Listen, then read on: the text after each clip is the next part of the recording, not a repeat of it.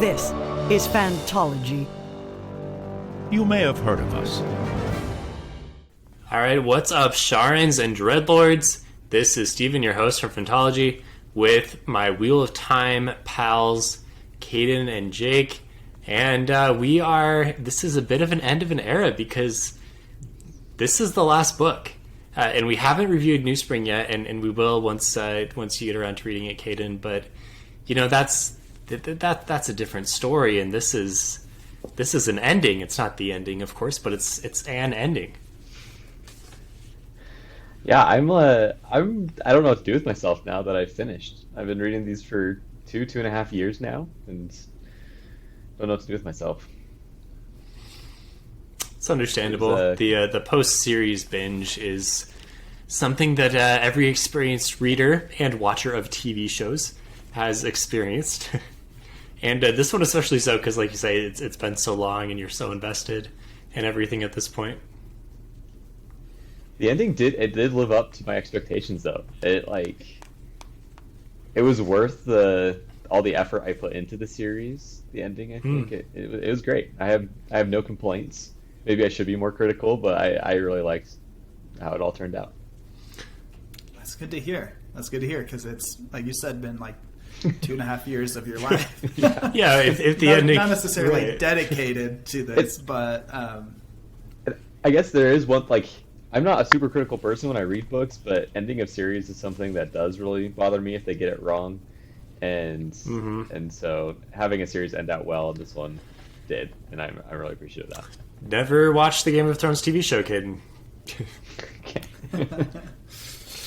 Yeah, were you worried? Were there things you were not confident it could live up to its own hype about, or were you just kind of carried along in the wave of excitement?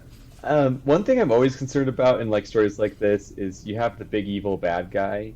It's supposed to be so powerful, and how do you do that confrontation and have the poor weak hero come off victorious without it seeming not a real contest? And prime example of this to me is the Erikson series. Which is probably not a great bar to set, but first thing that comes to mind, right, is just all the build up and then no delivering.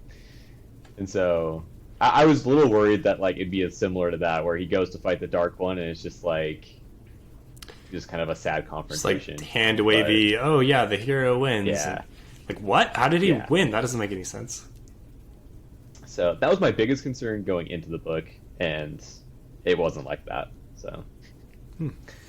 Yeah, I think that is something I could see a lot of people being kind of concerned about, just because the Dark One has always been hyped. It's had pretty much zero on-screen presence, and so how do you convey that the right way? And I think it does a pretty good job. I mean, I think it's different enough to where, I don't know, probably the fact that it's not this corporal battle helps.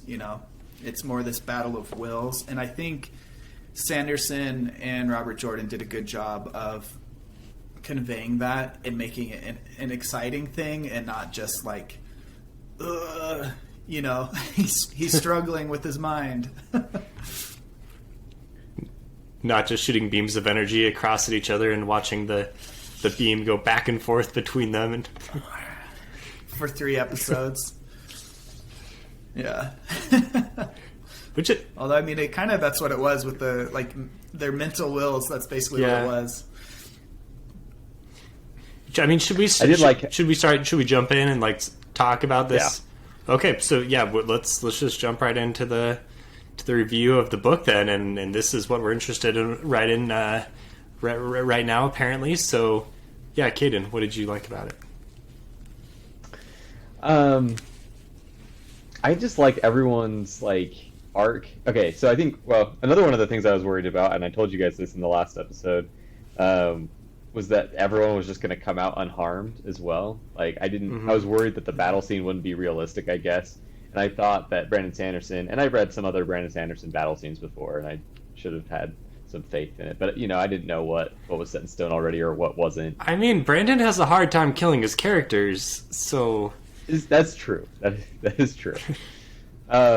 but I felt like enough people died. Like the battle felt realistic, or in a sense that like there were good and bad things happening, right? It wasn't like the one side just dominated the other. I mean, it didn't look like the good guys were going to win, and a lot of people died. So I liked that part. I liked the just overall kind of like the highlight moments for different characters, right? You got to see pretty much their arcs all complete in this book, right? You had Matt's huge moments being the general and Perrin's fights and just all those moments I thought were really well done. I think with a series this big and like a conflict that has been like hyped up so much, I don't know. We have like some pretty key players who don't make it like to the other side of the battle alive, and I don't know. Some people say it was like really heartbreaking. Like there were sad moments, but it just really felt like that was like the effort they needed to give in order to spoiler alert beat the Dark One. Like Egwene dying and Gawain and I don't know. Those are the big ones. Swan and Gareth Bryn and all them. When they died, like it was sad, but it was also like, as long as the light wins, we're good.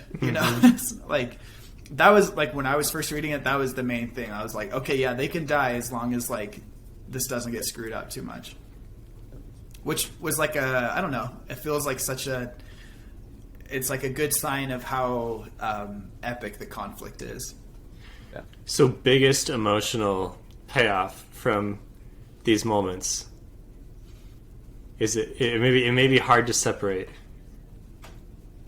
or maybe Like, not which even moment was the maybe most not even emotional? like payoff, but like what moment elicited the strongest emotional response of any kind, like fist pump or gut punch, or we could just talk about like a few different ones, I suppose. So I'll to start with one Lands moment. As he's riding With in, Demon Dread? right? Like just from the moment that whole scene started with Tam and the archers, like it was just like such a cool scene as he's describing like these arrows falling on these Trollocs, right? Just like right ahead of Land as he's like diving in, and you're just like, Land's gonna die right here, like, and so that moment was like when he kills Demon Dread was pretty amazing. And the payoff with the sheathing the sword back, from way back. And as he started to go into it, right? I was like, yep, I remember that conversation, and I had guessed. I thought he was going to die completely, though. I didn't think Lan was going to make it out from that. So. Yeah, especially after seeing Gawain and Galad. Yeah. Well, I guess Galad didn't die from it. No, he got his arm cut off. He got his arm, defeated. Yeah. Yep. I think for me, probably the most emotional one when I first read it was the Egwene. For sure. Like with the Flame of Tar-Valon weave, and just that build up of her, she's pulling in too much, and but it's just too late, and just gotta, I don't know. And she leaves like such an epic like monument to her. It's like its own dragon mount, Yeah. But, and that one's got the same with the Land moment, where it's got all this positive energy around like this awesome thing is happening, along with this negative, foreboding of like Elaine is pulling in too much, or Lan is on the suicide mission. It's probably not going to go very well. So as a reader, you've got like these two huge, strong emotions warring in your mind, and that really makes it memorable. yeah. But yeah, also Egwene dying for me. As I was reviewing for the book, that one I still felt some emotions as I was reading through the book summary of some points to get ready. So this is kind of actually, Kaden, one more thing with Egwene. So yeah. There's some foreshadowing for this in the TV show. I don't know. You probably didn't catch it at the time because you didn't know what was going to happen with her. But when they're like on their horses and Moraine is telling the story of Manetheren, she talks about the queen of Manetheren, I suppose, who burned herself out, and it like focuses on Egwene for a long time. And like that's got to be some purposeful, little Easter egg foreshadowing for big fans. Sure. Yeah, but okay, Yeah, go ahead. I definitely did this. Go ahead with your point. No, okay, so this is kind of like a low key moment that probably I don't think would come up otherwise. But Telmanis in the beginning, I don't know how you say his name, something like that. I think that's pretty good. In the in Camelin when they're rescuing the dragons, right?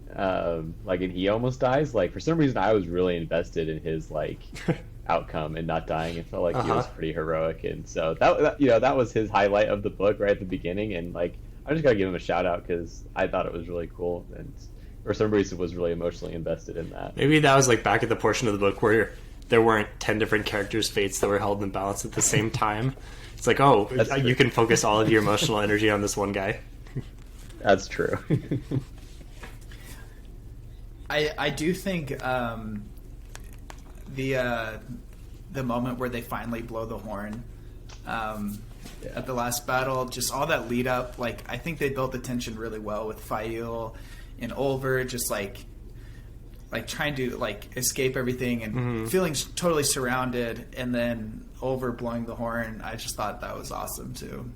That was like not like a emotional like the Egwene moment, but more emotional and just like so much like what am I thinking? I don't know if you've seen Galaxy Quest. Have you guys seen that movie? I have, but I'm not going to remember a whole lot. Ago. At the end, when they call the nerd guy to give them like advice on how to like beat the ship or whatever, and he's like on the phone with them talking to him, and he just goes like, he's like all by himself, and he's just like, yes, just like up in the air, and like no one is around to like share with his joy. That's how I felt with Oliver blowing that horn. Just like no one knows what's happening, but that was such a great moment.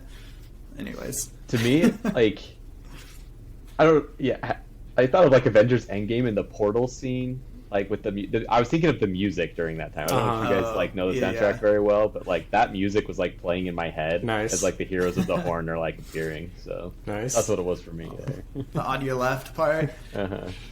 Arthur Hawkwing on your left comes in behind Madigan. Exactly. I can think of, I probably can't do spoilers, but I can think of two other big fantasy books where I've thought of the Avengers Endgame portal scene. One is a Sanderson, one is a Dresden, and those moments are fun.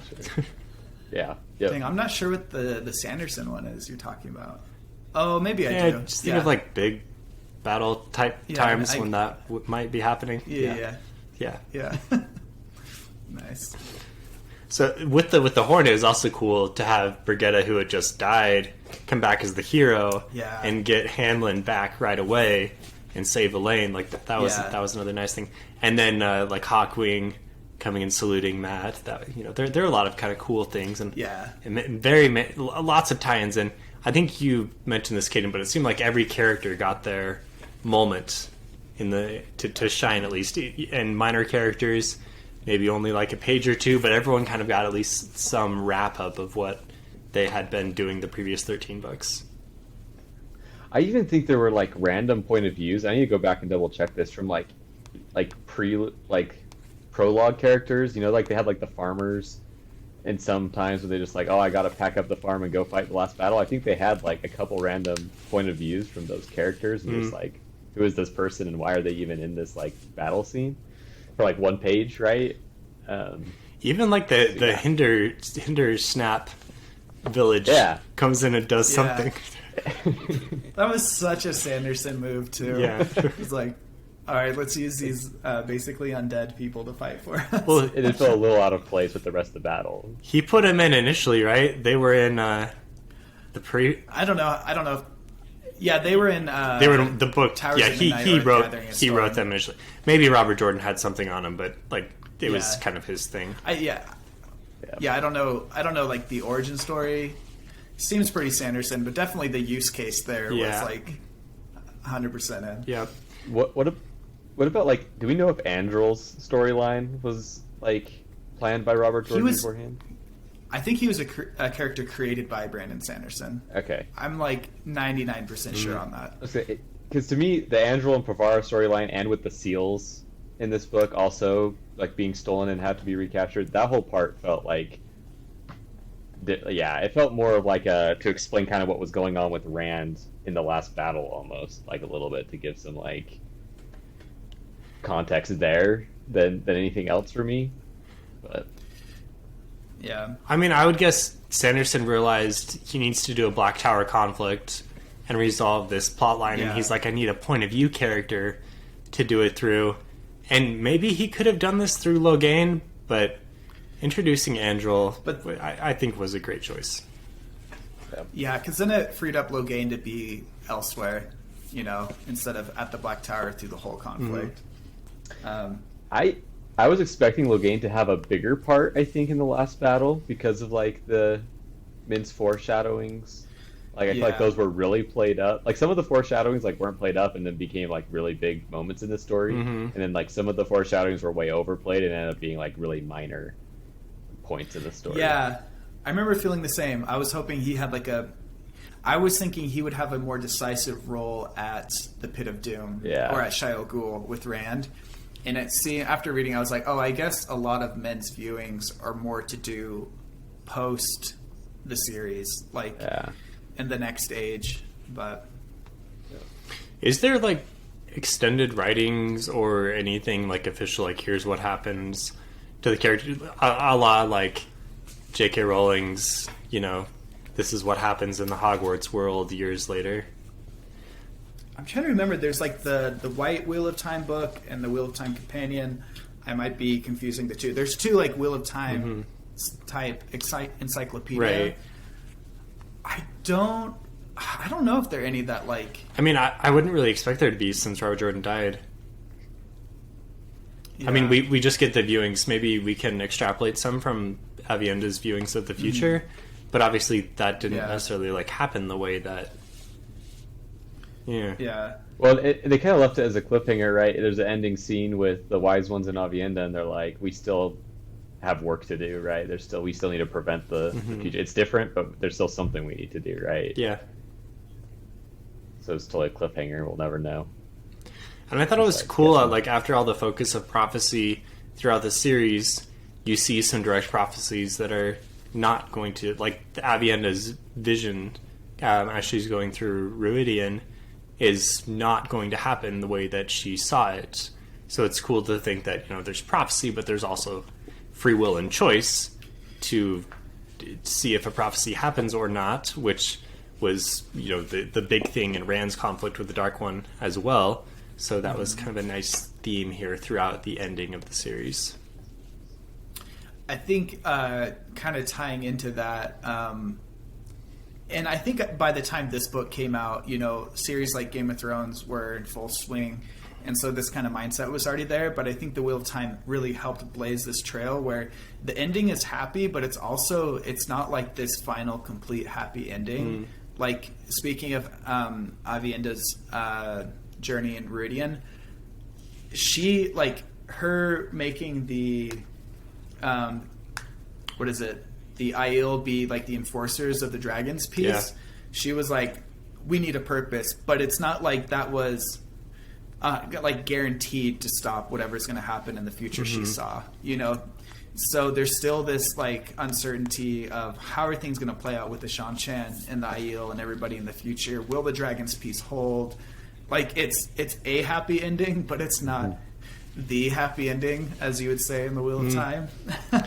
And I thought that was, I don't know, it really balanced that like more Tolkien happy ending to like a more modern happy ending. That being said, I guess the ending of The Lord of the Rings isn't just like 100% happy, but especially with the whole scouring of the shower piece that never made it into the movie. Yeah, I was thinking like after that with the fact that like Frodo never really healed. He had to go to the West Haven or Grey Haven in the West. Right. But yeah. Anyways, I love. There's always like little theory posts coming up on Reddit every once in a while. Still like, so did Avienda change the future? Like, is that really going to be enough? But I love thinking about that kind of stuff. I heard in a recent something that Sanderson was talking about. He said, I think someone asked him like if he had any regrets or like what was one of the hardest ethical decisions he had to make in his career, and he said one one conundrum, one thing that he did have to think about a bit was when he was writing The Wheel of Time, he had an offer to basically like continue writing books in the world like forever and just continue milking it, and he decided not to, which I think was the right decision. I don't necessarily know if this was something he really had to think about hard, because I think he really respects what Robert Jordan was doing, and that would have been going against his vision. But I think maybe part of that offer, like part of the reason why that even would have made sense, is because there are so many things that are like left open. Like you could easily write another series, a follow-up series in the world. Yeah, it's a really nice balance of tidying things up in a great way, but also leaving things open enough to want more stories. I don't know. I think it would have been awesome. It would be awesome to get more stories from the Wheel of Time, but like I feel like the probability of over milking it is a lot higher. Kind of like what's happened to the Dune series. But yep. Yeah, Robert Jordan doesn't have any sons that are milking it. Harriet, maybe you should release the new one. I don't know. That's why we have the TV show, the additional turning, right, Jake? I'd be okay with the additional turning. I'd be okay with somebody finishing the New Spring trilogy if there was enough. Yeah, that could be good.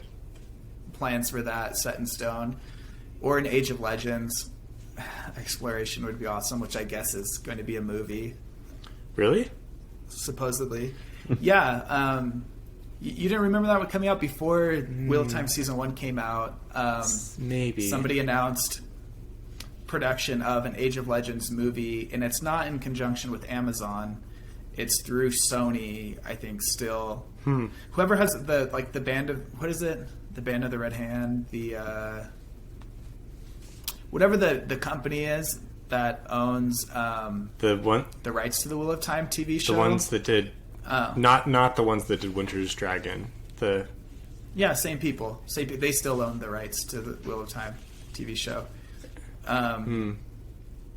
So they optioned the Wheel of Time TV show through Amazon via Sony or whatever, but they've also optioned a movie of the Age of Legends through somebody else. Okay. And they announced it like right before season 1 came out to try to like build the hype, and Amazon was immediately like, "Hey, we're not a part of this." So, anyways, that could be cool, but it could be. But you do hear these adaptation things all the time, and so it's hard to say what's actually going to happen and what's not. Yeah, I think they announced it at that time just because the show was about to come out and there was hype there, and like to try to like get more people to like say, "Hey, look, there's this fan base already," and like get more funding, I guess. But okay, yeah, I could get behind an Age of Legends show. If Robert Jordan were still alive after finishing the New Spring trilogy, I would have hoped that he would explore more stories from the Age of Legends or something. But okay, what other big moments? I mean, come on, guys. I think one of the biggest moments is the whole Demon Dread, right? Yeah, Is that not what you're going to say? The huge gateway. Anytime there's huge gateways, I told this to Kaden already. Anytime there's huge gateways in this book, it's awesome. The scene that I've been hinting at for like several book reviews now with you guys is obviously the Andril volcano scene, which was my favorite. Yeah, probably my single favorite like fist pump scene of the book. That was, I mean, that was pure Sanderson, right? Like for sure. Yeah. Well, I mean, it came from Andril too, so it's got to be right. But then also the Sharans showing up through their huge gateway. What was your take on that? Because people are really split with Demon Dread in general. So how did you take that? As it was happening, I was like trying to figure out who the heck these people were. You're like, wait, Shara is a thing. I remember that on the map. I know, right? I was like, hang on a second. Like, I feel like I know all the people. Like, I feel like I had a good grasp of, the world at this point, and apparently didn't. So I have no problem with it. I mean, we've been wondering for like 6 books what Demon Dread's up to, right? You kind of knew what everyone else was up to. So,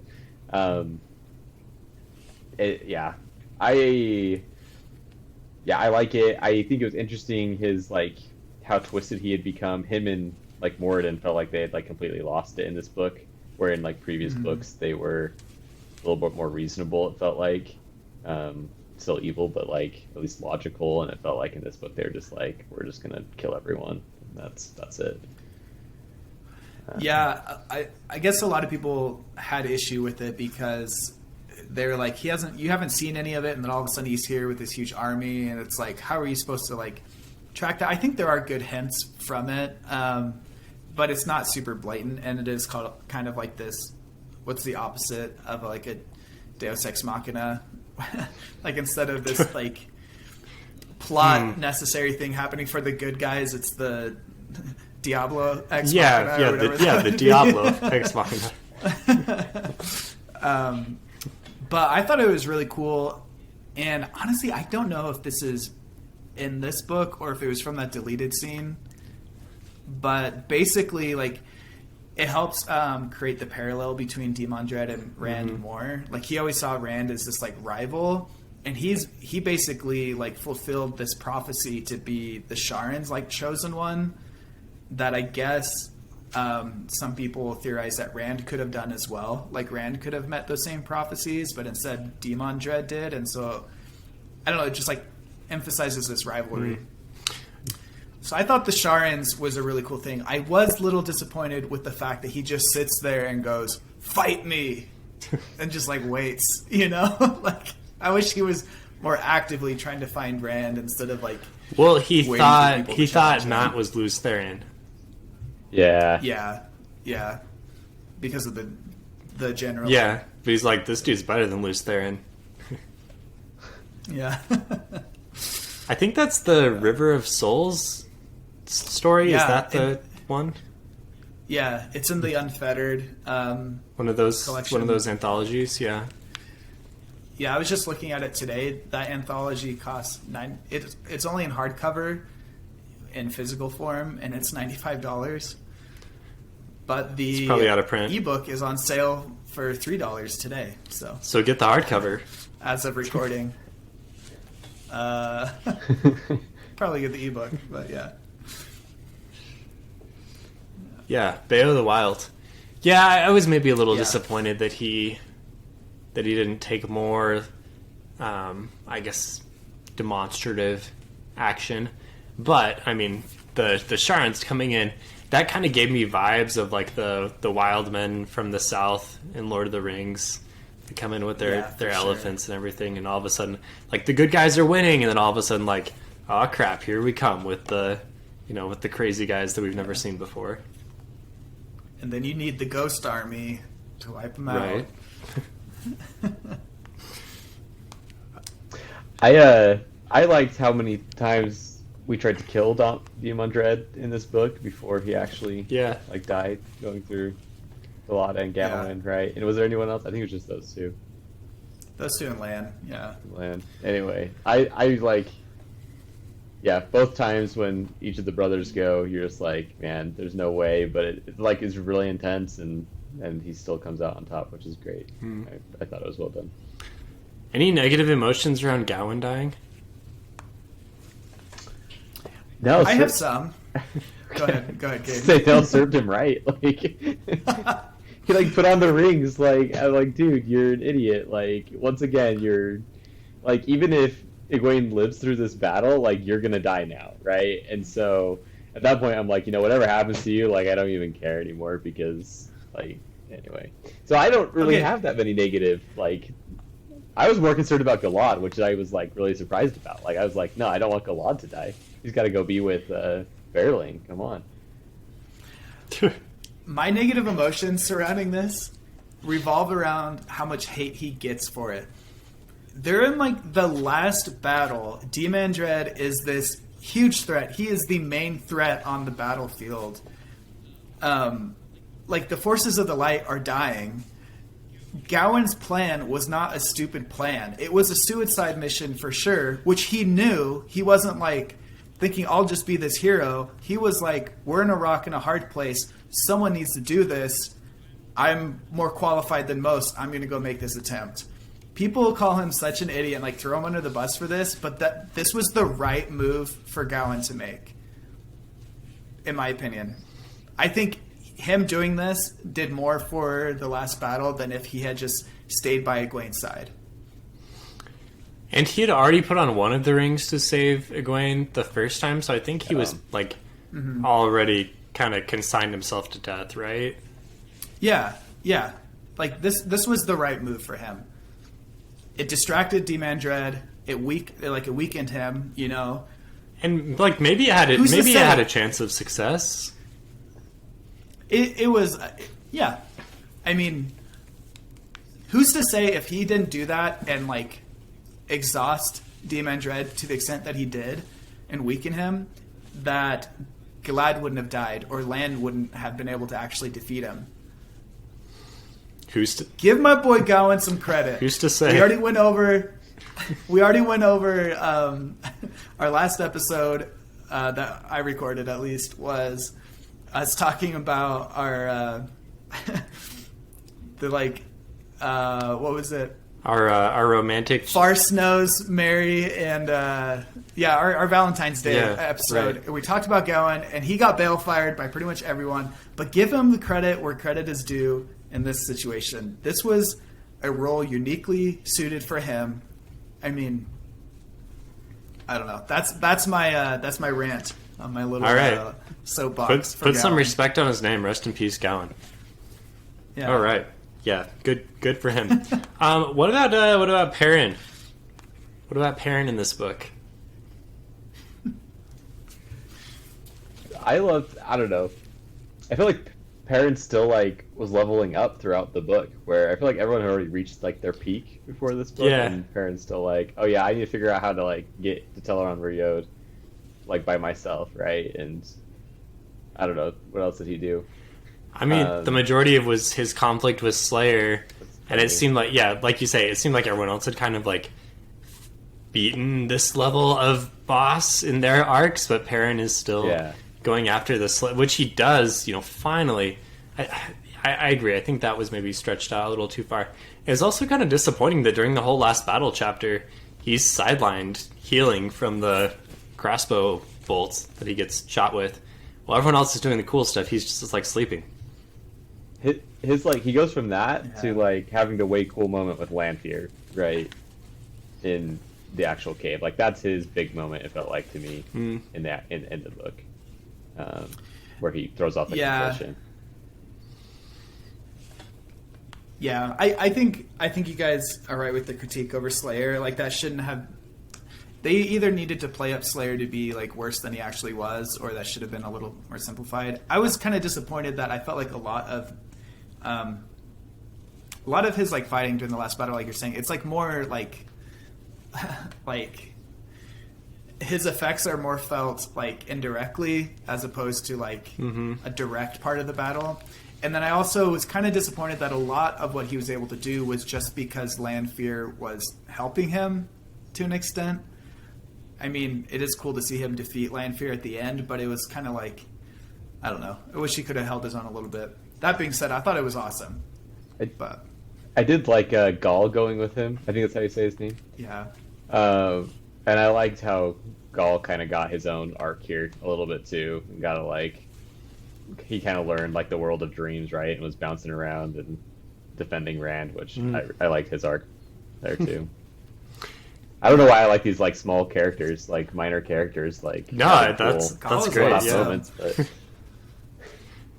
Gaul is awesome. And also Perrin's advice to Egwene, the it's just a weave thing for Balefire, helps her figure out how to counter it with the big flame of Tar-Valon.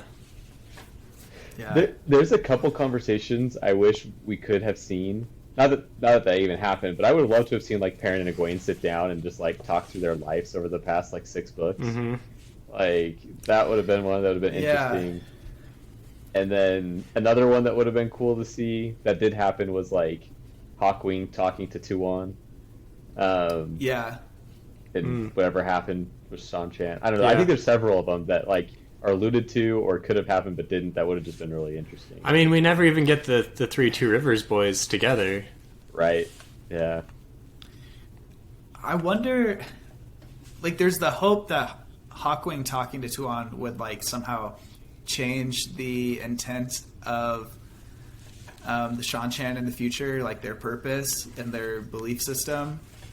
But at the same time, Hawkwing, I mean, at the end of his life, hated the Aes Sedai, but there's, like, it's indirectly hinted that that was due to Ishamael. But I don't know. And at the same time, like, that would have happened regardless of, like, that would have happened in the future Aviendha saw anyway, so maybe that isn't as impactful. But there's, like, hope that it would be. Speaking of conversations, like, we skipped, like, straight to the battle, but I loved the first part gathering before the last battle, and, like, the whole, like, Dragon's Peace butting heads, and when Moraine comes back in, makes her big entrance. Yeah, and she's like, listen to him, Egwene. Like, I feel like Rand's like, I feel validated after all these years of butting heads with the Moraine, and now she's on my side. But I was a little frustrated with Egwene throughout that part, where she's like, I'm not going to listen to you. You're trying to control everyone, but I'm also trying to control everyone just against you. And yeah, it's like, but they did hash it out later, so that was nice. They did. Yeah.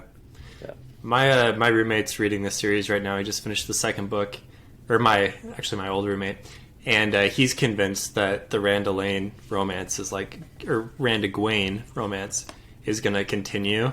Like, he's heard of that there's 3 women, and he's like, well, Egwene must be one, but he's, like, starting to get confused how that works, because their paths are going different directions. Right. I want Emily to keep reading, because she's kind of in that same mindset right now. She's halfway through book 3, and so I want her to, like, she has to get to the beginning of book 4 to, like, get, like, what? But what's going to happen? Back to that initial part where they're, kind of before the battle starts, I really liked Tams and Rand's scene as well, where they kind of spar and have a father-son bonding moment, and, like, they kind of had mended their relationship in the last book, but I liked how that was a big part of Rand's final battle with the Dark One as well. Yeah. Little makeup after the just prior to the Veins of Gold moment. Yep. Yeah, that was needed. Yeah. Okay, Mazrim Taim was probably he maybe did, like, the second best after Demandred.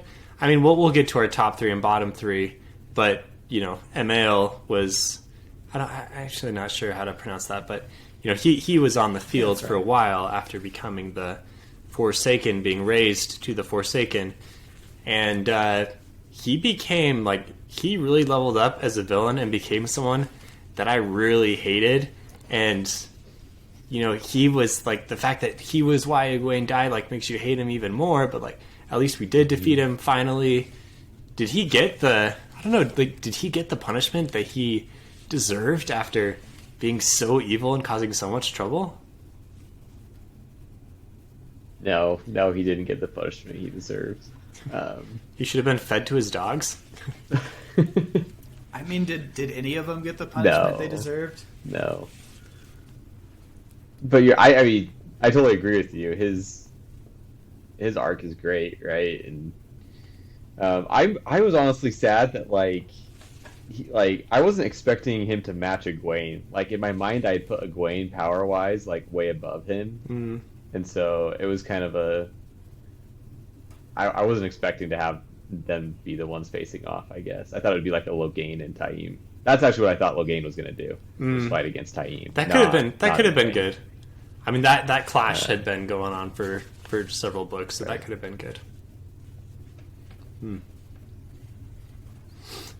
But we did finally get, we've been thinking for a while now that Taim is going to the dark side, and he does go full Darth Vader and join up at the beginning.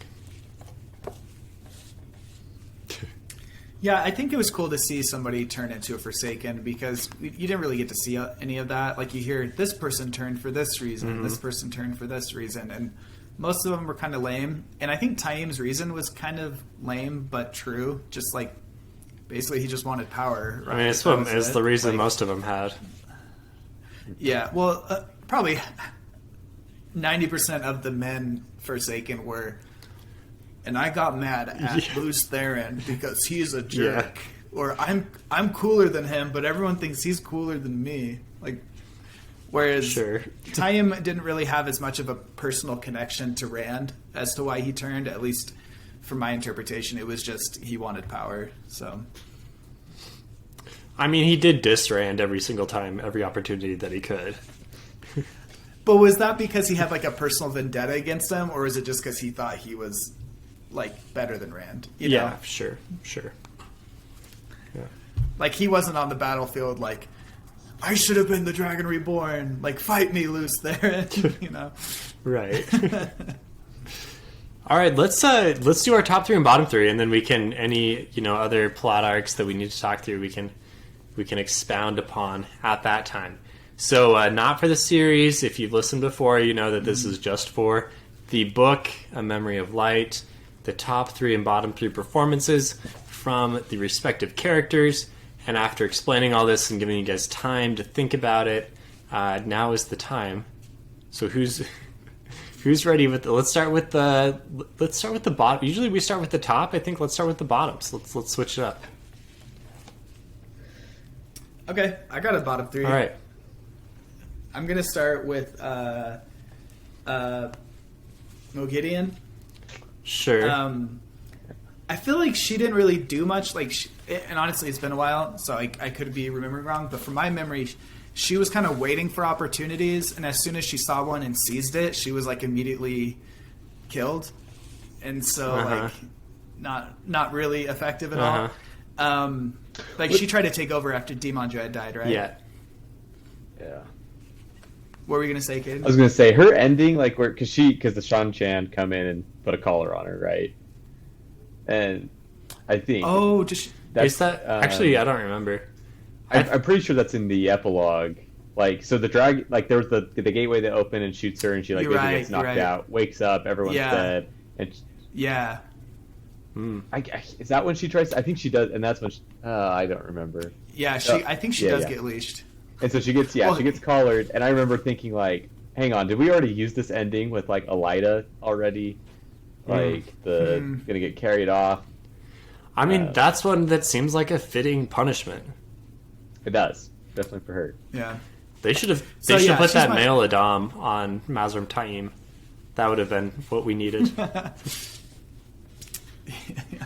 And then I'm gonna say Lanfear. I don't know. She was just kind of disappointing in this last battle. And then number 1 for me has got to be Padan Fain. This is like one where I think Brandon just missed the mark. And he's talked about it where during the writing process, he thought he had like tied up these like plot elements in like a great way. And somehow this got missed. It just wasn't climactic enough. It was just like Matt just like goes into the mist, fakes dying, and then kills Padan Fain. Like, there should have been a better battle there. And I wish the havoc of Padan Fain was like raised another level or two during the last battle. The Mashadar should have been wreaking havoc on both sides of things and creating additional chaos. It should have been like the Heroes of the Horn are basically Aragorn's ghost army. Padan Fain should have been his own ghost army, just causing versus everyone, like chaos on both sides. Yeah. So those are my bottom 3. Okay, Kaden. Side tangent, real quick. I thought of another emotional moment when Bella dies. Like, guys, how did we not talk about that? I thought she was gonna make it through the entire series. Like, she was not one I thought would die. So I was really disappointed. That was sad for me. I mean, the creator being killed, that kind of really takes the shine off the victory. Well, that's why you told me that theory, and that's why I just wasn't even obviously they'll Wasn't have to seen make it coming. it, right? Like, Is this just my twisted memory, or did she not come out of the horn? For some reason, I have this. I don't I think have so, this. but that is I have awesome. this memory because she dies right before they blow the horn. I have this memory of maybe I just really wanted it to happen at the time. Well, I have this so- memory that she comes out of the horn and someone is riding her, Oh man, it's got to be Hawkwing, right? No, man. Don't remember that, Yeah. but riding the creator into battle. I'm gonna have. Sorry, to go with guys, it. that could be. That's Maybe cool, that's just Jake. Either way, I like that. fan fiction. Yeah. I'll write that. All right, I'm sorry. Back to my bottom three here. And you took some good ones. I'll throw in. So Grendel, also my bottom three here. Grendel's reborn is I'll- like Helasama or something. Hepsilon. Yeah, that one. Yeah, hag. starts with an H. Ugly lady. And I mean, to be fair, she definitely killed a lot of people. Yeah, she caused some major havoc. Yeah, Was she the one doing the compulsion on Yeah. the generals as well? Mm-hmm. yes, yep, She did all the compulsion. Okay. yeah. Yeah. I don't know about in the- that bottom three placement, Kaden. Like she think that's she gets a lot done. So like, what was her point? Like, why was she doing it? Like, what was her goal? Just to like kill people? Like, I don't know. Well, like, it was- what's her overall goal here? They would have lost the whole battle. They would have lost the whole battle if If she Matt succeeded. Well, if Matt didn't like use his luck power, his like cosmic probability. I don't know. All right. Okay, weak addition to my number third on the. That's all right, but it stands. It stands. There's not a lot of Forsaken left to choose at this point, guys. Let's see, number two. I'm sorry, Jake. I'm putting Gawain in my bottom three here.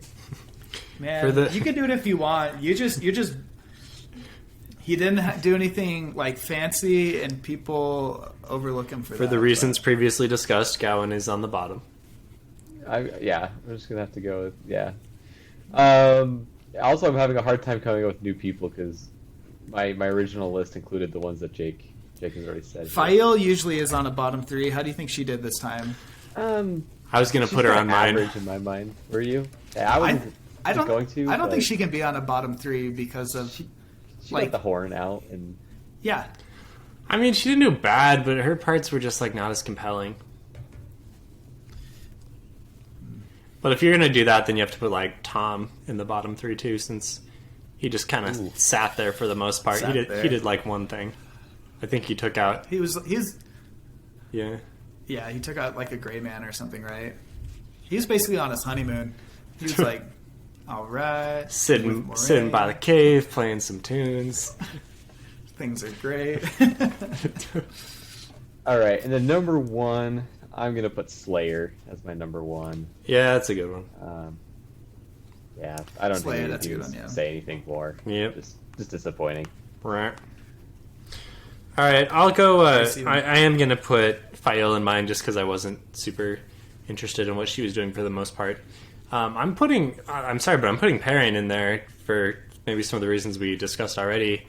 And it was just kind of disappointing to see him miss out on all the big action. Like, everyone was doing cool things except for Perrin, who was sleeping. Like, that's kind of lame, Perrin. I'm sorry. I know circumstances hindered him, but at the same time, it's a little lame. And number one, I am once again going with Elaine. And I thought about that. I don't remember enough of what Elaine does in this well, book. she doesn't do much, and she initially has the command over the armies after the Dragon's Peace is like negotiated. And I'm thinking, like, Elaine gets the command? Like, really? Are we sure that this is the one we want to choose? But indeed, she does. She starts off with command. And I was mostly just disappointed with her inability. Like, sure, you know, the move to trick the generals and do the compulsion, like, that's a pretty good move.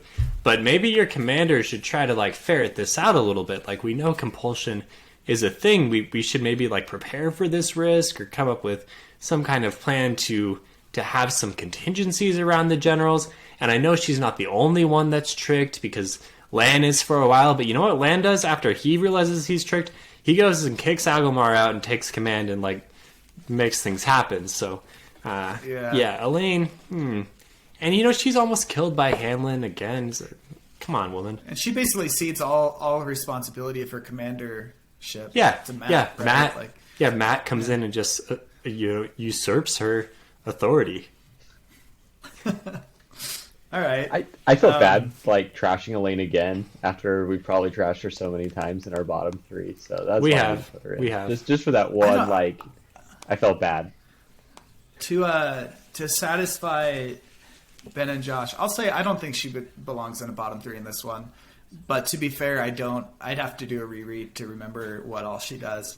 So one of my favorite moments in this book is when Brigida calls like Elaine boring. Like, there's like this one moment where she's just like, "You've always been extremely boring," and I'm like, "That's Brandon Sanderson right there, just like calling out Robert Jordan." Like, just like breaking the fourth wall. Yeah, 100%. Like, you're basic. Oh man. All right, top 3s. Top 3. Man, I'm gonna go. Gotta go Egwene for sure. She really showed herself to be a true Amerlincy. You know, just everything. Mm-hmm. She was just amazing. Not very long tenured, but very effective. No, but and very like imagine like the impact and the like influence and like for she probably has the most like she'll have the like highest ratio of amount talked about to amount of time served compared to probably any other Aes Sedai at all, let alone just the lots of Gleeman tales about Egwene. Yeah. Oh man, there's so many that were great. I'm gonna have to throw Androl in there too. And this is like more of a top 3 to Brandon Sanderson himself, just for how he has Androl use gateways and gateways in general in this, with like the sneak attacks using a freaking volcano. And yeah. Oh yeah. Androl's great. And then at number 1, I'm kind of having a hard time picking just like a number 1. I'll probably do Matt. Just his generaling in general. Matt in general. Get it? Yeah, good one. Amazing. Good dad joke. Yeah, I was about to say that. Yeah. I just loved how like on the fly he was with everything, and it was almost like a Spidey sense moment when he started to like realize all these things were off and like make these connections. So those are my top 3. Okay, Kaden. All right. I'm going to throw in... I'm just going to go off a little bit here outside the box and go with Oliver as number 3. Okay. Because I had no idea what the point of his character was, like, in the last 5 books until now. And was really happy. Like, this was his book to shine, from when he stabbed whoever the female channeler in the back, right, and freed Fael and all of them, right, and then when he blows the horn and gets to ride into battle with Jane Forstrider, and anyway, it was, that was cool.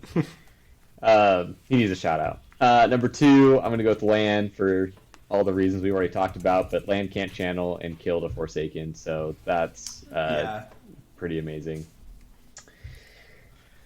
And then number 1, like, I probably would have chosen Matt originally, just because I love the whole, like, just the chess game going on during the battle. But someone needs to choose Rand, I think, and put Rand in the top 3 because he defeats the Dark One. And his plan works out with Kalendor, right? You've known Kalendor's going into the last battle, you know it's flawed, and you're kind of wondering, okay, how's this going to play out? And I should have been able to guess it, but I didn't. But in the end, it totally works out, and now he can light his pipe without the power. So, go Rand. So what's up with that?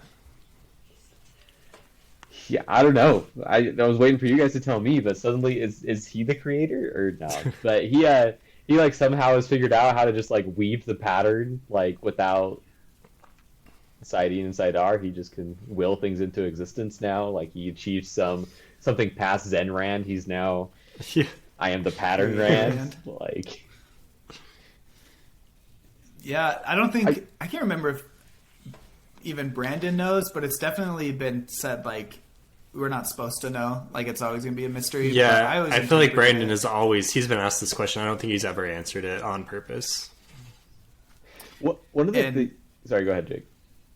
Oh, I was just gonna say, I think it's like kind of similar to how the apple blossoms at the beginning of Tower of Midnight. I think it's just a more conscious effort of that. What were you gonna say?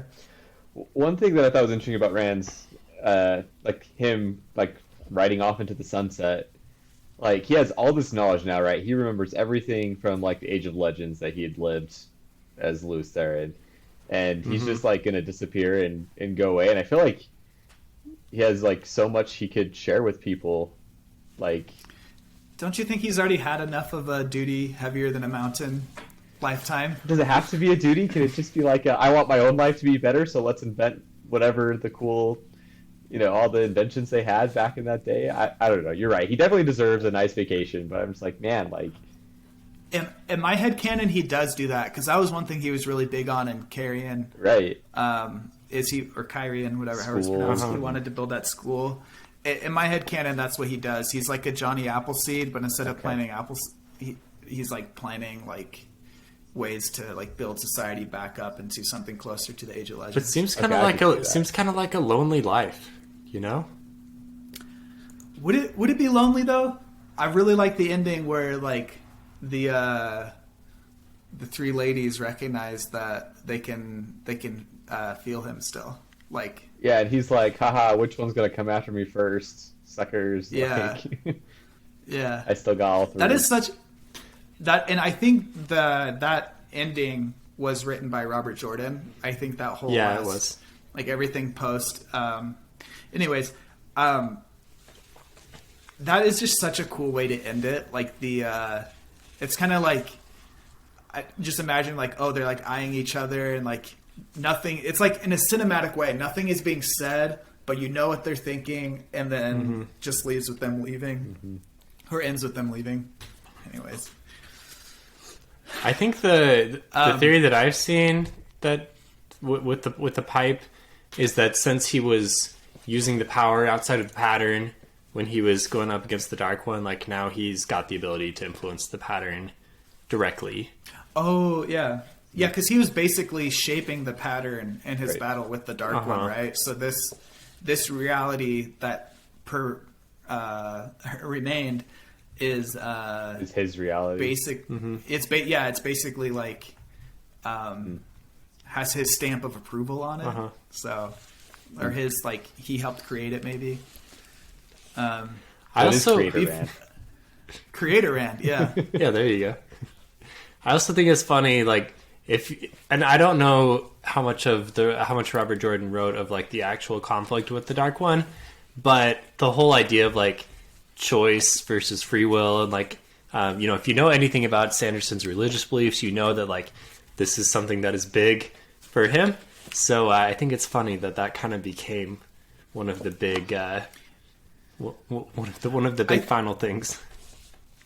I'd have to say I'd say like it'd have to be something from the beginning that Robert Jordan planned, but it is kind of a huge coincidence if that's the case. I just can't imagine Robert Jordan planning this series and then having like, no, I don't really know. Yeah, how for sure. Especially with that last chapter written, Yeah. like the way it is, with our theory of how Rand can do what he can Yeah. do. But At best it's a coincidence, but a funny one. but it's a pretty big one. Yeah.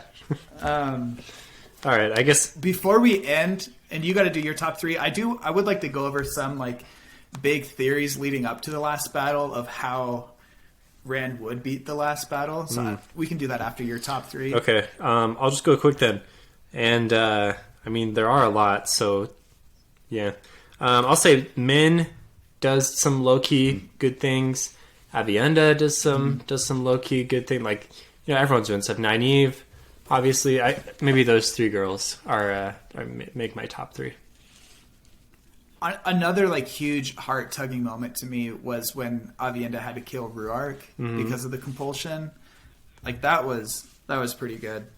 Really, really well written with the emotional stakes there.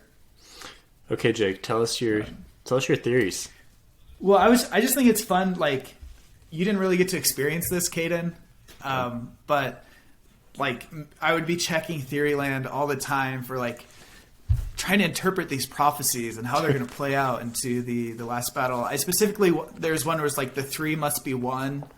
And in the last battle, the way I interpret it now, which I could be wrong, is like the true power, one power, the true power, Saidar and Saidin used together to defeat the Dark One, having that buffer of the true power so nothing gets tainted and all of that.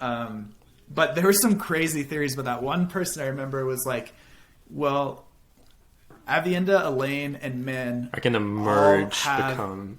Well, they all have a fraction of Ilyena's soul in them. They're three different avatars of Ilyena reborn, and they're going to merge somehow, and that's going to be central to defeating the Dark One. Okay. I remember hearing that and we were like, wow, that is crazy, but it seemed cool.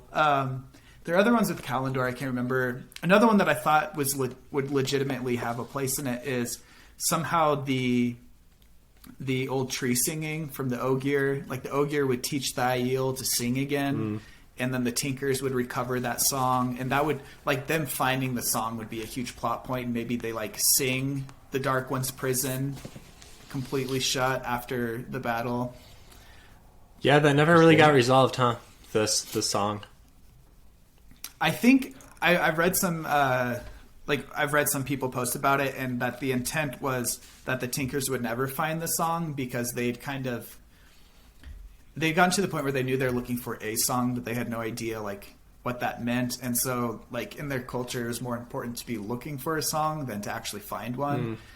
Because there's a moment where we do get to see some Ogier tree singing, and I think that was the song that they're missing, and they just they're oblivious to it because they don't know like what they're really looking for, which is kind of a cool but like a melancholy way to wrap up that plot point. I don't know. Do you remember any, like, what was your theory, Steven? Or I guess, Steven and Kaden, like, going into this, what were you thinking was going to be, like, central to defeating the Dark One? Too long ago. I can't remember. Can't remember? I'm trying to think if I even had a theory. I think I was just, like, excited to go along for the ride. This was only, like, 3 weeks ago, and I can't even...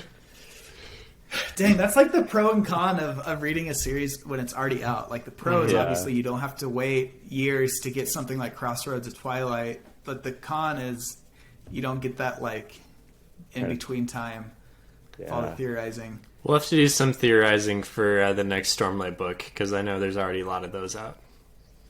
Yeah, we need to because that's basically an ending. It's an ending, exactly. Yeah. All right. Well, this is an ending for the Wheel of Time portion of our reviews with Kaden, but it's not the ending because we are going to do New Spring whenever you get around to it, Kaden. No pressure, but when you do, let us know, and we will. I guess that may be the ending of our reviews with you. And yeah, I mean, obviously we can figure out what the future of Phantology is. It's hard to plan too far. But thanks for tuning in to Book 14. This has been a fun one to record and reminisce about. And I'm guessing this is maybe like a little cathartic for you, Kaden, to be able to like kind of talk through some of these emotions that you've had. Yeah, for sure.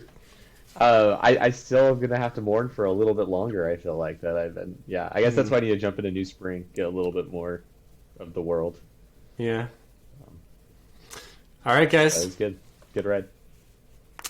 See everyone later. Thanks, guys. See ya.